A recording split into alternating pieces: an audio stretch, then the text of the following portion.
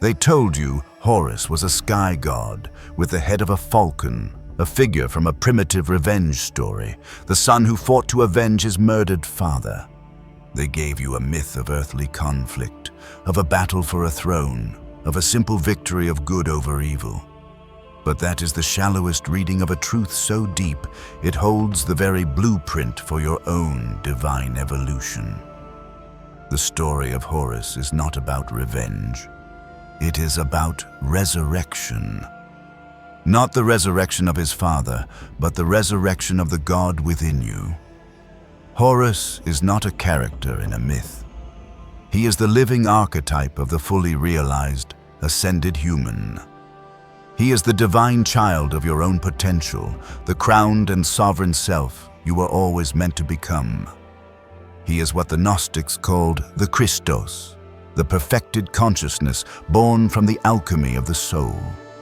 They focused on his battle with his uncle Set to keep you distracted by external drama. They did not want you to realize that the true war between Horus and Set is the war being waged within your own consciousness every single day. The war between unity and chaos, between your higher self and your conditioned ego. They buried the truth of Horus because if you understood that his story is a step-by-step instruction manual for your own ascension, you would stop looking for a savior and start the sacred work of becoming one. This is not mythology. This is the path, and it is time you remembered how to walk it. The story of Horus begins not with a battle, but with a miracle. He is not the product of an ordinary birth. He is the divine child of a prophecy, conceived through the most powerful act of sacred magic ever described. His father, Osiris, the king of unity, has been murdered and dismembered by his brother Set, the force of chaos and separation. His mother, Isis, the great magician, has gathered the broken pieces of her beloved and through her divine will and love, has remembered him and breathed life back into his form. It is from this resurrected, unified, and now ascended masculine principle that Horus is conceived. What does this teach us? It means that the Horus consciousness, your own higher, unified self, cannot be born from the broken, fragmented world. It cannot be created from your wounded, conditioned personality. It can only be birthed from a profound alchemical process of inner healing and integration. You must first be Isis and resurrect the Osiris within you. You must gather your own scattered pieces, heal your own inner masculine, before the divine child of your awakening can be born. After his magical conception, Horus is not raised in a palace. He is hidden.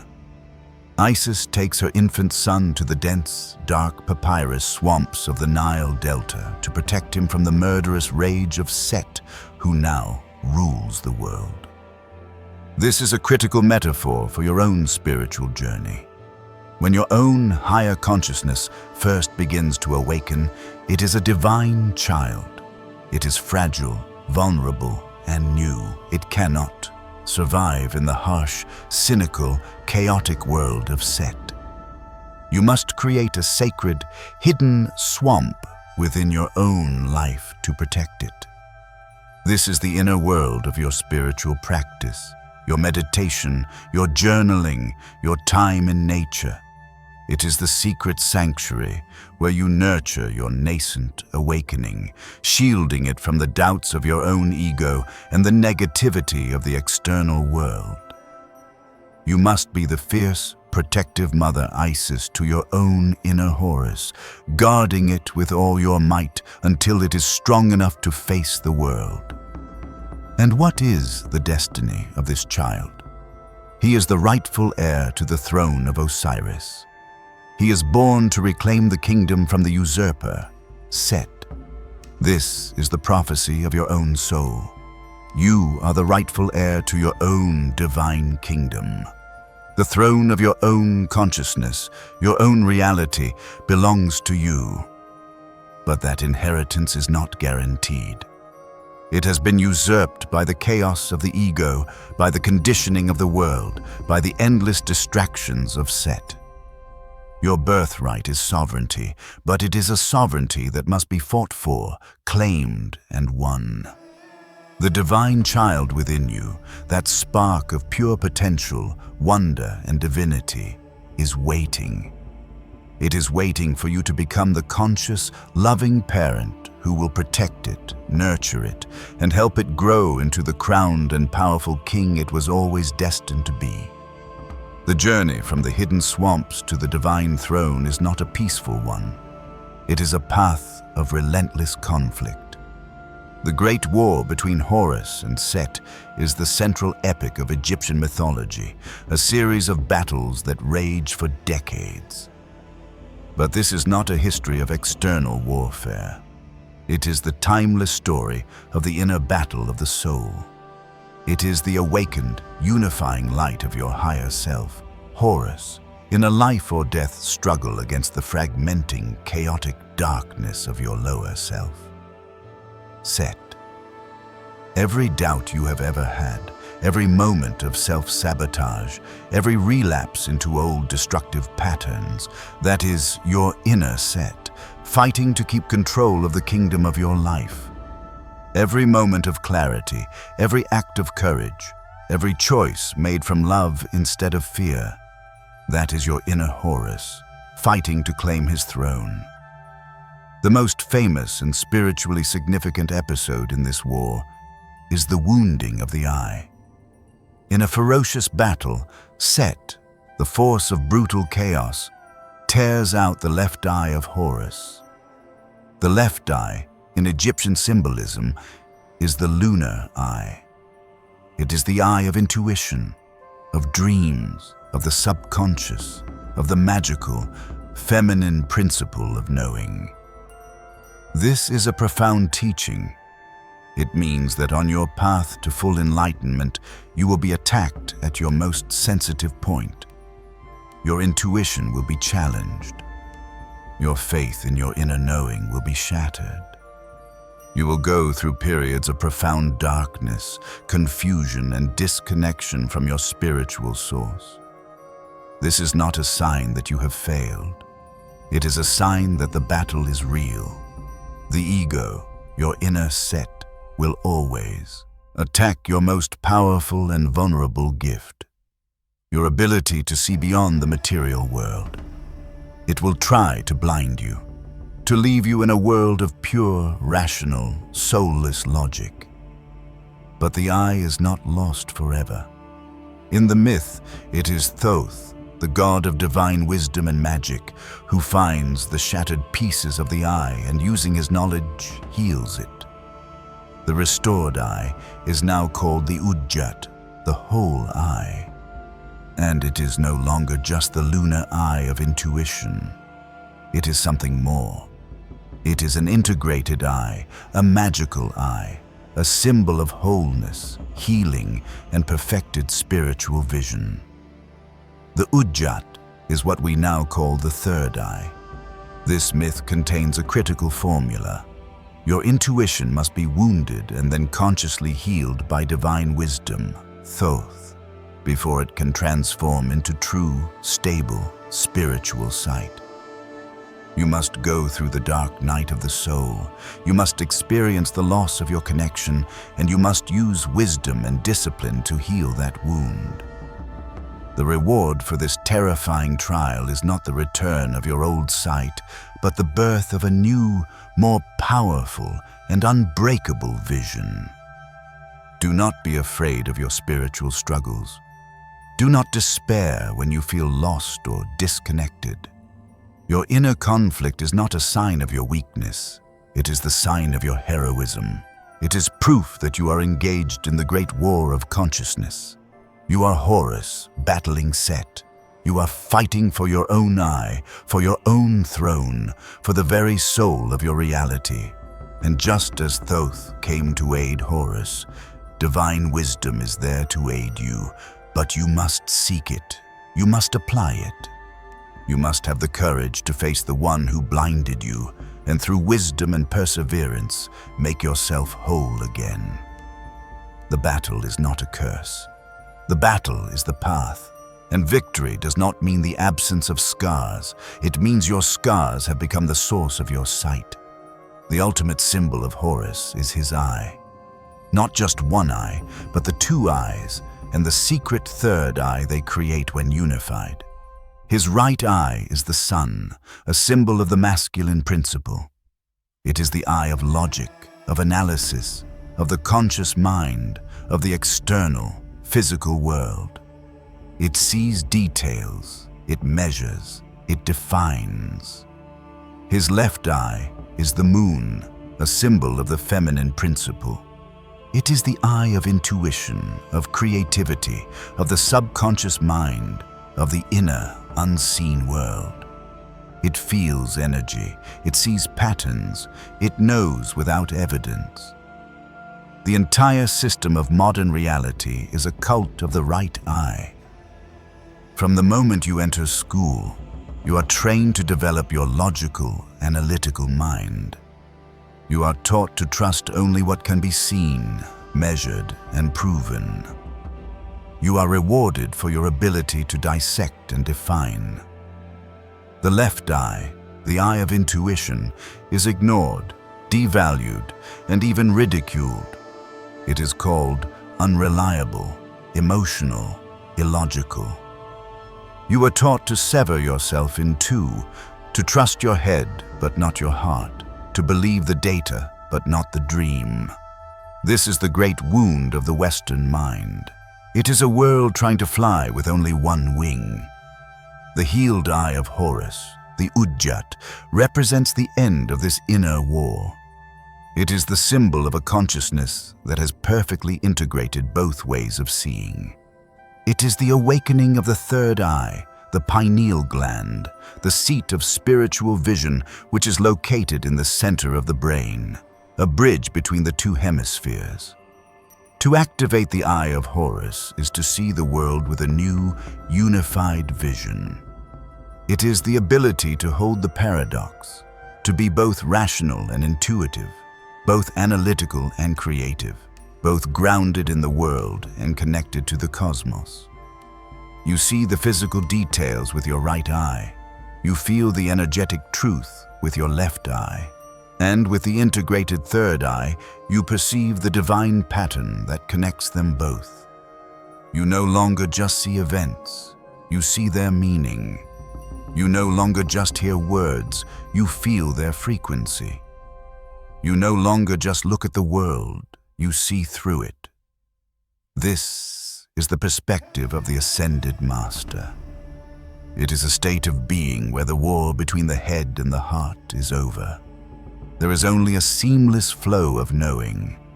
This is the divine vision you are here to activate. And the path to activating it is not to suppress your logical mind, but to honor it, and then have the courage to honor your intuition equally. It means you must consciously practice listening to that quiet inner voice. You must validate your gut feelings, even when they make no sense. You must pay attention to your dreams, to the synchronicities, to the symbols the universe sends you, and you must also use your discerning mind, your Horus-like focus, to analyze, to plan, to bring your intuitive insights into practical, grounded action. This is the alchemy, the sacred marriage of the sun and the moon within your own consciousness. When you achieve this balance, your perception of reality fundamentally shifts. You are no longer tossed about by the chaos of the world, because you can perceive the divine order hidden within it. You are no longer deceived by appearances, because you can feel the truth behind the mask. You become a being of profound clarity. This is the power the Ujjat symbolizes. It is not just an ancient amulet for protection. It is a diagram of your own potential, a reminder that you were born with two eyes, but you are destined to see with three. The journey of Horus is the journey of healing his sight, so that he could rightfully rule his kingdom, and your journey is the same. To rule the kingdom of your own life, you must first learn to see it and yourself as whole.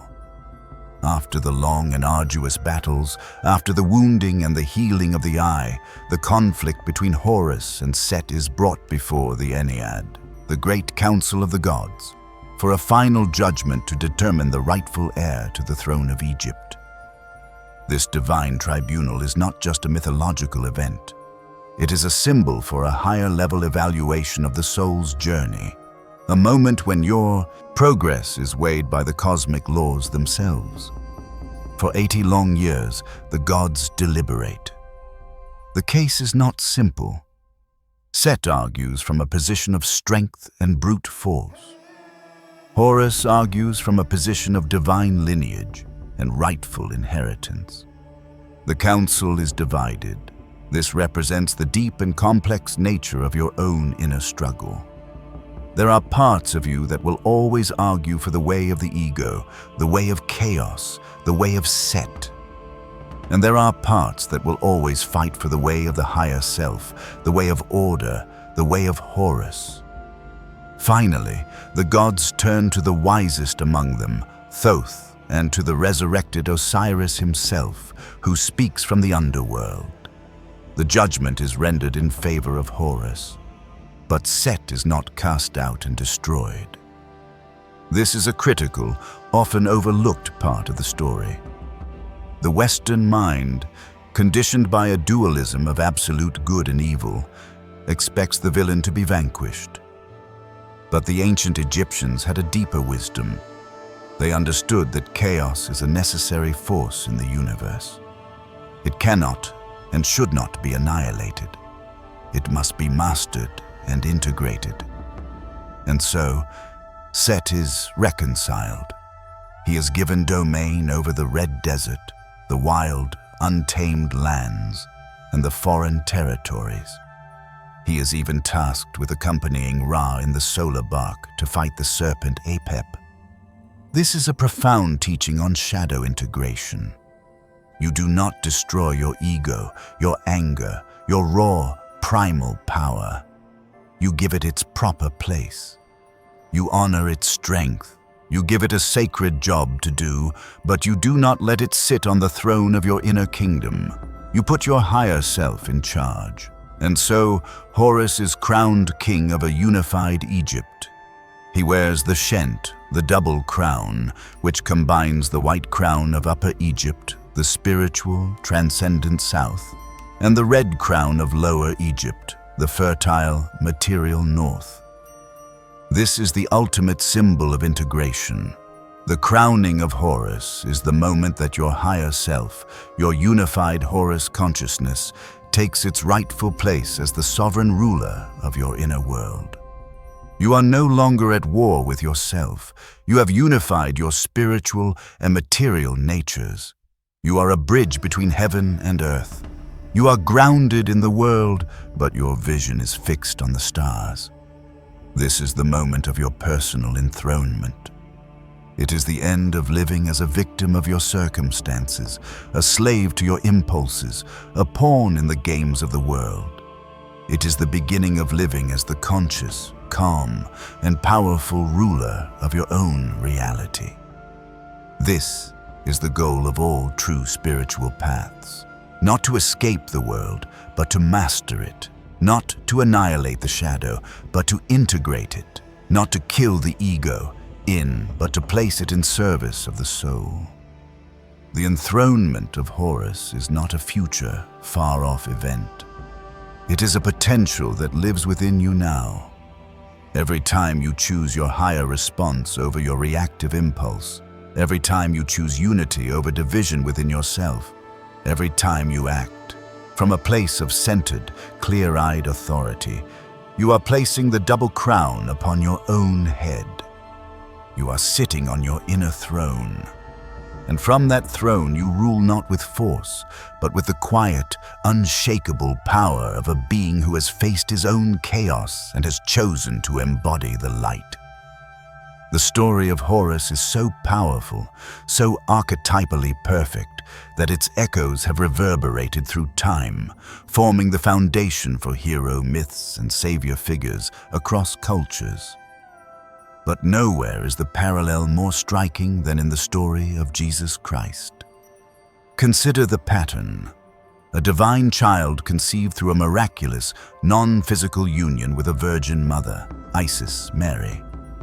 His birth is prophesied and threatens the ruling power of a dark figure, Set, Herod. He must be hidden away in his youth to be protected. He goes through a period of trial and suffering in the wilderness, the desert. He has a great battle with the embodiment of chaos and temptation, Set/Satan. He is associated with resurrection and ascension, promising eternal life to his followers. He is the Son who reveals the true nature of the Father. This is not a coincidence. This is the same core story, the same spiritual technology, being retold in a new cultural language. Horus is the Egyptian Christos. Christ is the Jewish Horus. It is the timeless archetype of the divine Son, the perfected human, the one who shows the way of ascension. To walk the path of Horus today is to consciously choose to live this archetypal story in your own life. It is to be a warrior of consciousness in a world drowning in distraction. It means you must first be the loving Isis to yourself, nurturing your divine potential and protecting it from the cynicism of the world. It means you must then have the courage to face your own inner Set, to battle your own demons, your self-doubt, and your destructive patterns without flinching. It means you must endure the wounding of your own perception, the dark nights of the soul, and seek the wisdom of Thoth to heal your sight and make it whole. And finally, it means you must have the courage to claim your own inner throne, to take responsibility for your own kingdom, and to rule your life with the unified vision and sovereign power of the crowned God. You are the living Horus. The double crown you are meant to wear is the symbol of your own integrated nature. It is the unification of your spiritual self and your human self, your light and your shadow, your mind and your heart. To live as Horus is to be a bridge between worlds. You do not reject the material world. You infuse it with divine consciousness. You do not float away into the heavens. You bring the heavens down to earth in every action, every word, every thought. You become a walking, breathing embodiment of unified reality. This is the promise that was encoded in the ancient temples and whispered in the mystery schools. Horus is not a god you pray to. He is the future self you are consciously, courageously, and alchemically becoming. He is the promise that after the fall of Osiris, after the quest of Isis, after the war with Set, a new divine human can be born. One who sees with a whole eye, rules from a unified heart, and walks the earth as a king, not of a land, but of himself. The path has been laid out. The map has been given. The throne is waiting. If you are ready to claim your inheritance, to learn the initiatory practices of the crowned God, our newsletter, Insights Academy, is where the deeper work begins. The link is in the description. The time of the divine child is over. The time of the sovereign king has come. If this video resonated with you, let us know by commenting. I understood it.